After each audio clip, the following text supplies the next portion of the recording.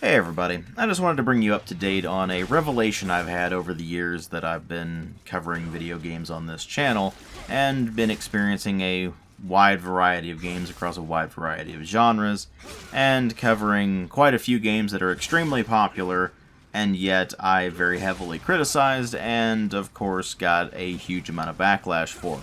And funnily enough, I actually came to this conclusion partly because of that backlash. Not necessarily because it was affecting me in any kind of negative way, but because it helped me understand where people were coming from on quite a few of these games that were really popular, but I couldn't seem to find much to like about them. And over the years of trying to figure out what was going on with that, and doing some reflection, and recently messing around with a game called Neo, which, if you're not familiar with it, is a game in the style of something like, say, Dark Souls or Bloodborne or all of that, and you've actually been seeing gameplay footage of it throughout this video as well. I've ultimately realized what the problem is, and why I tend to view things so much more negatively than the vast majority of people out there, it seems. It really just comes down to the fact that I have a certain set of standards to which I compare every video game I play to, and if they don't at least meet those standards, then I find them lacking. And I've realized that those standards I have are actually way too high. I mean, there are so many games out there that when you look at all the other publications are getting stuff like 10 out of 10 or 5 out of 5 or whatever, and at best, a lot of the times I'll give those things maybe a 3 or a 3.5. And even as far as just using my review scale in general goes, I almost never give out 5 out of 5. The absolute highest I usually go with that is a 4.5 out of 5.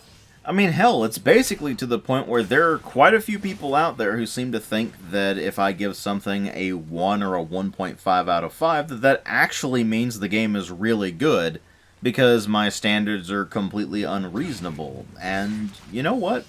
I understand that. I understand that my standards are completely unreasonable.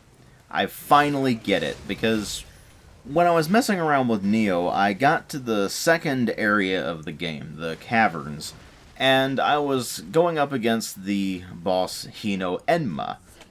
And for those of you who haven't played Neo, that is a massive difficulty spike after what is relatively straightforward throughout the first mission of the game. And it took me something like almost 30 tries to finally get past Hino Enma. And by the end of all of that, I finally understood that video games aren't supposed to be fun. If anything, that taught me that video games are supposed to be extremely frustrating and just miserable to play. And when I got past that, everything after it was nowhere near as enjoyable, because it just wasn't as frustrating as that Hino Enma fight. It was a lot easier from then on out. In fact, the fourth boss of the game was almost laughably easy. And while I haven't finished Neo yet, it did make me realize that I've been looking at the entire Souls-like genre completely wrong. I didn't understand what it's actually about. I didn't understand that it's supposed to be boring. I didn't understand that it's supposed to be tedious. Because again, I finally realized that video games aren't supposed to be fun. They're supposed to be boring and tedious and irritating and frustrating. And when that finally clicked, it opened up a whole new world of possibilities, and I started looking at the way I assessed everything from then on out. I mean, look at Skyrim, for example. When I originally reviewed that, I was pointing out things like the horrible lore inconsistencies, and how boring the game design was, and how brain-dead the AI was, and all that kind of thing. And when I look back on that, knowing what I know now, I realized that Skyrim is actually a masterpiece. Bethesda's complete disregard for their own lore and their attempts to dumb the game down as much as possible resulted in it being one of the best games of all time. And at the time I reviewed it, my standards were just so high that I expected not only a functional video game, but one that was actually decent and actually what it said on the tin, which was, at the time, they were saying it was a role-playing game, so I expected it to be a role-playing game and not just a mindless hack and slash. And so because I went into that particular game with a completely wrong mentality, I'm going to finally do what several people have been requesting I do over the years, which is make a redux of the Skyrim review.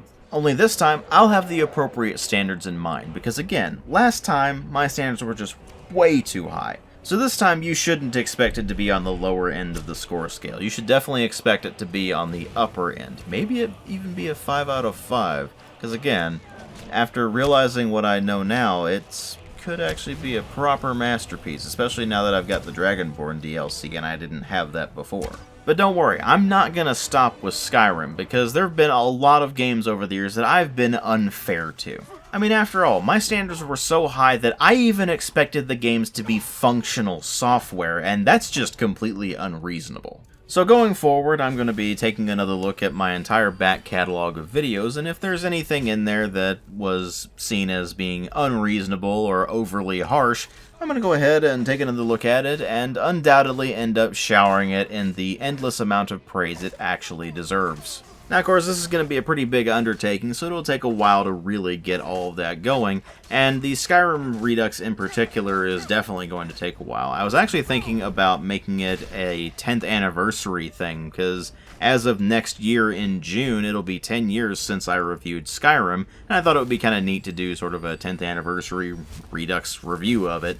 And I realized pretty quickly that that's actually trying way too hard, and that's actually holding things to any kind of standard, and I really shouldn't be doing that going forward, so I'm just gonna release it whenever I feel like it. Same thing goes for that Fallout 3 Redux that I've been working on and off for a while now. So, I guess stay tuned for all of that in the relatively near future, or however long it takes to get those done.